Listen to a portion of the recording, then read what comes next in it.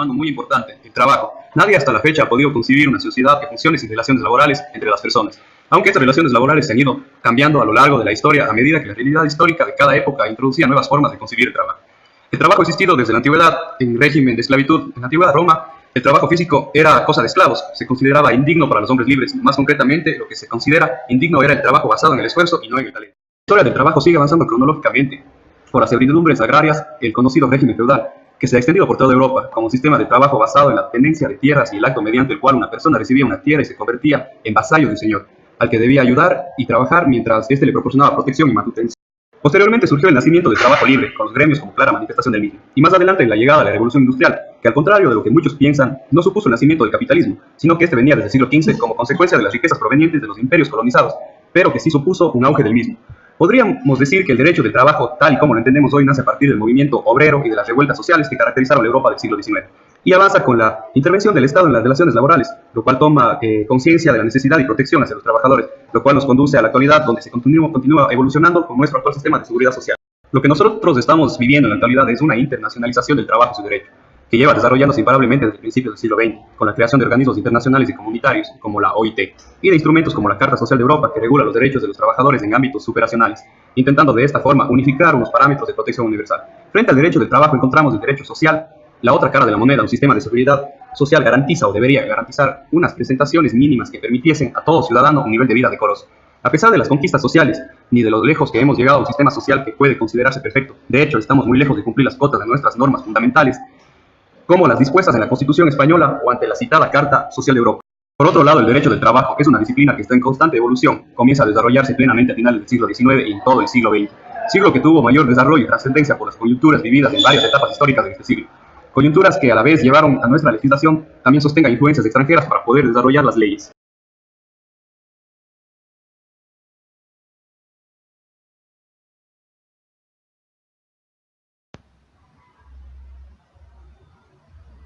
Seguimos con la historia del derecho laboral, Edad Media.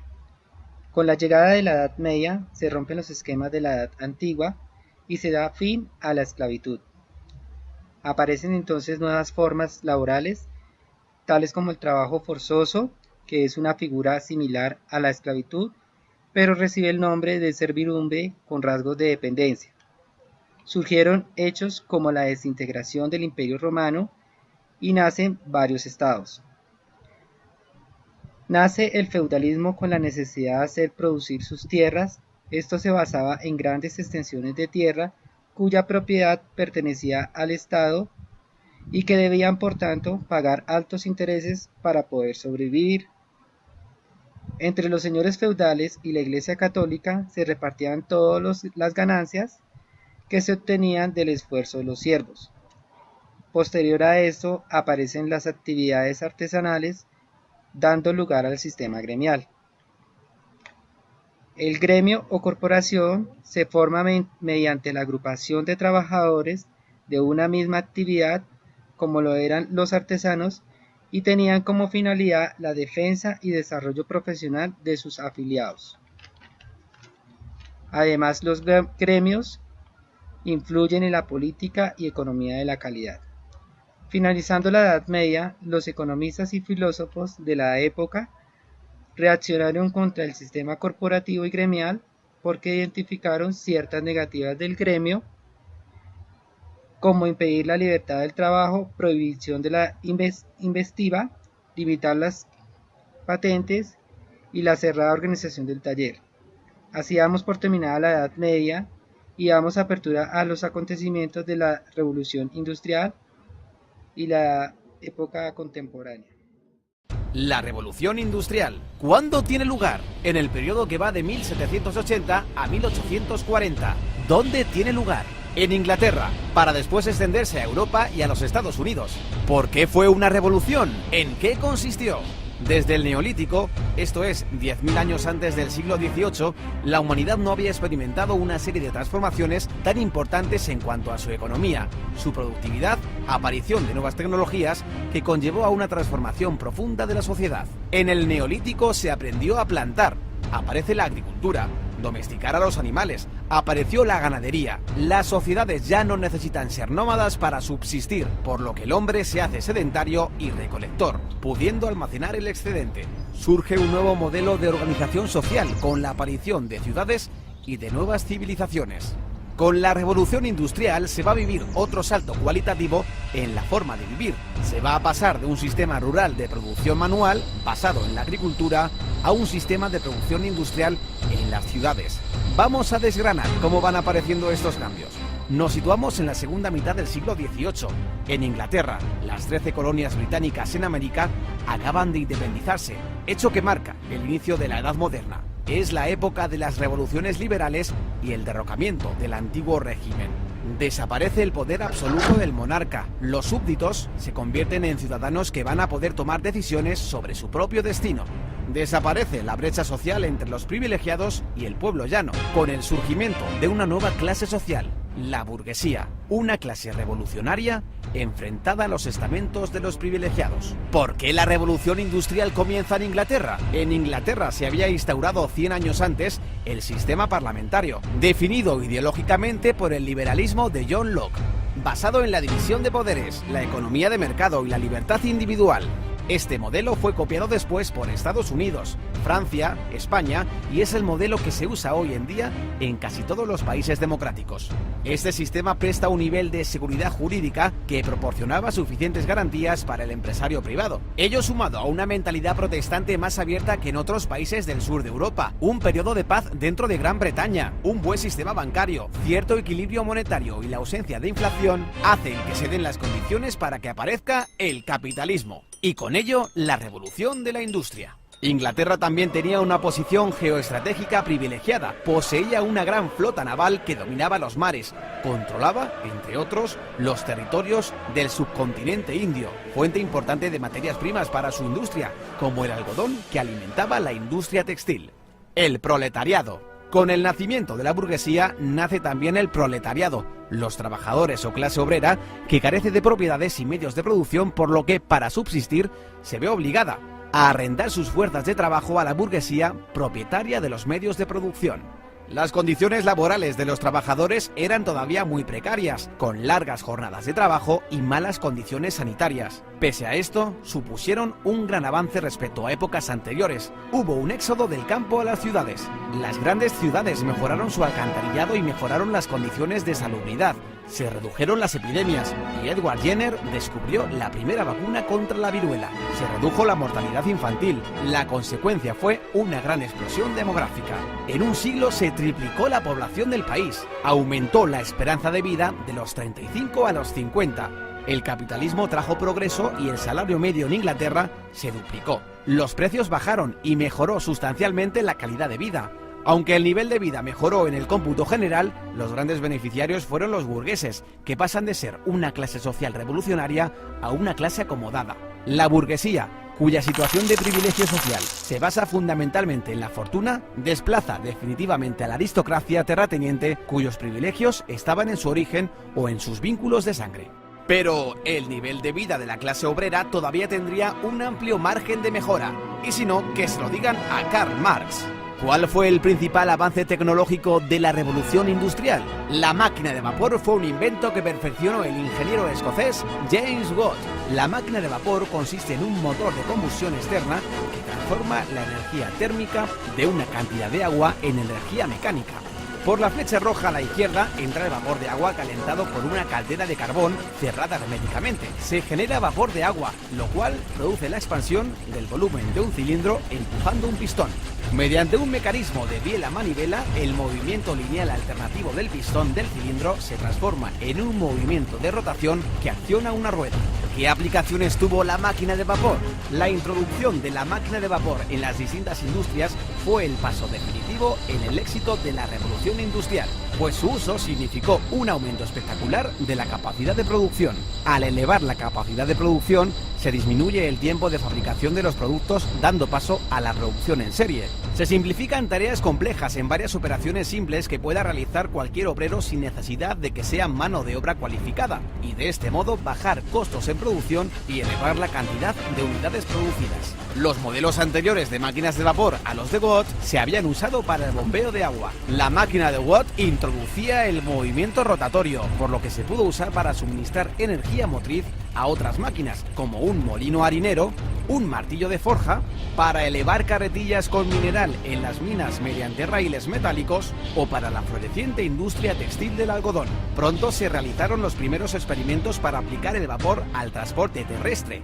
George Stephenson, que comenzó experimentando con el transporte de grandes cargas en las minas de carbón, puso a punto su primera locomotora. La construcción del ferrocarril de Liverpool a Manchester en 1829 consolidó su fama para siempre. El ferrocarril permitía transportar materias pesadas a 40 km por hora, una velocidad antes impensable, acortando extraordinariamente el tiempo de los desplazamientos y permitiendo vertebrar el comercio interior, escasamente desarrollado hasta entonces.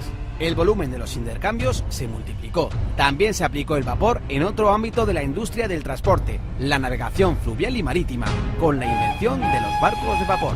Otro avance digno de mención fue el alumbrado público de gas. Las ciudades se convirtieron en lugares más seguros para viajar. Al instalar lámparas de gas en las calles, se redujeron las tasas de delincuencia. Al final de la revolución industrial, las ciudades se habían transformado. La población de Inglaterra se había triplicado. Las ciudades de Birmingham y Manchester prosperaban como ciudades textiles. Ruedas mecánicas tejían su tela y sus chimeneas echaban humo sin parar. Aparecieron ferrocarriles modificando y vertebrando el trazado de las ciudades. Y en los muelles, barcos de vapor. La vida cobró nueva animación. De una nación que labraba el campo, Inglaterra de pronto se había convertido en la primera nación industrial del mundo. Pero todo esto solo es el principio, pues a partir de 1850 entramos en la segunda fase de la revolución, conocida como la Segunda Revolución Industrial.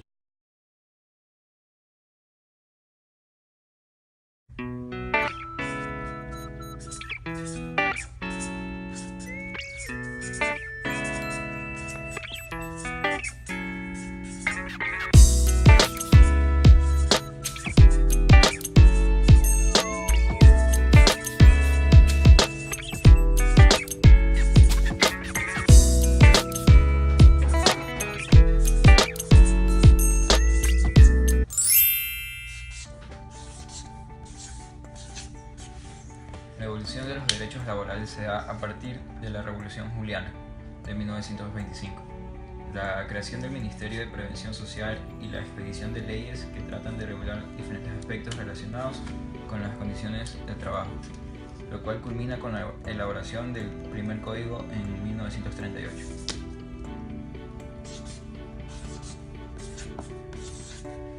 Convenio 111. Este es uno de los 8 convenios fundamentales de la Organización Internacional del Trabajo. Esto habla sobre la aceptación de la persona sin importar su raza, color, sexo, religión, opinión política, ascendencia nacional y origen social.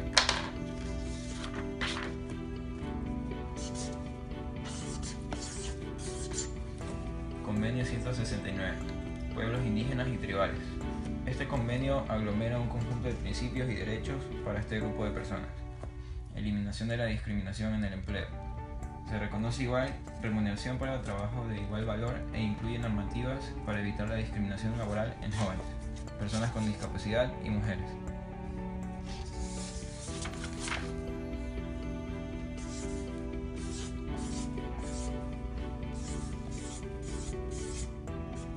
Disminuye la tasa de participación femenina.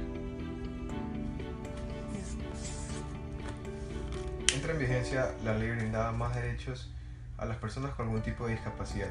Esto lo podemos encontrar en la Constitución y en los siguientes artículos. Sección sexta, artículo 47, numeral 5. El trabajo en condiciones de igualdad de oportunidades que fomenta sus capacidades y potencialidades, a través de la política que permitan su incorporación en entidades públicas y privadas. Artículo 42. El Código del Trabajo, numeral 33. Determina que el empleador público o privado que cuente con un número mínimo de 25 trabajadores está obligado a contar al menos a una persona con discapacidad.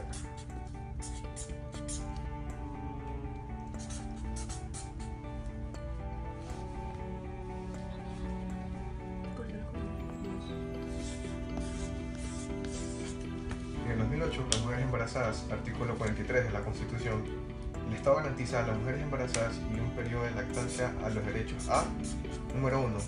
No ser discriminadas por su embarazo en los ámbitos educativos, social y laboral. En 2008, de las comunidades indígenas, artículo 57. Se reconoce y garantiza a las comunas, comunidades, pueblos y nacionalidades indígenas, de conformidad con la Constitución y con los pactos, convenios, declaraciones y demás instrumentos internacionales de derechos humanos, conscientes de derechos colectivos. En el número 21, que la dignidad y la diversidad de sus culturas, tradiciones, historias y aspiraciones se reflejan en la educación pública y en los medios de comunicación, la creación de sus propios medios de comunicación social en sus idiomas y el acceso a los demás sin discriminar alguna. Mujeres en el ámbito laboral.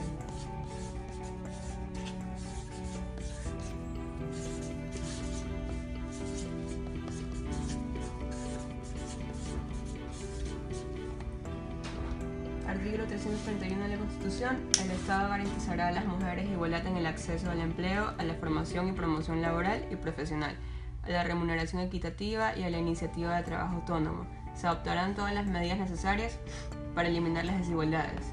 Reforma Ley Orgánica de la Función Jurídica, artículo 23, numeral 10, agregándose que las Cortes Superiores estarán compuestas por un mínimo del 20% de mujeres, como ministros, jueces y también en su nómina de jueces, notarios, registradores y demás curiales.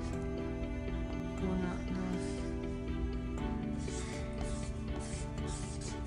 2. A partir de este año, el porcentaje obligatorio de contratación de personas con discapacidad es del 4% del total de trabajadores de cada empresa.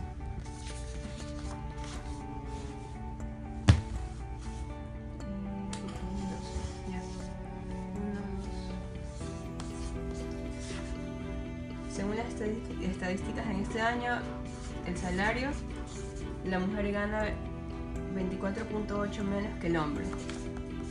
En el empleo, el número de mujeres desempleadas aumenta al 52.29%. Y en su participación, los sectores donde hay mayor presencia de mujeres, como el comercio, es en el comercio el por mayor y menor subempleo.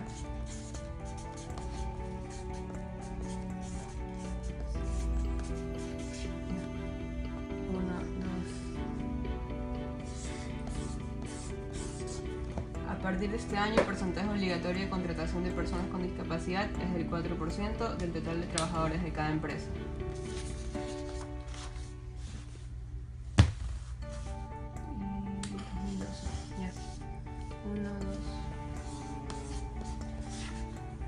Según las estadísticas en este año, el salario, la mujer gana 24.8 menos que el hombre. En el empleo, el número de mujeres desempleadas aumenta al 52.29%. Y en su participación, los sectores donde hay mayor presencia de mujeres, como el comercio, es en el comercio el por mayor y menor subempleo.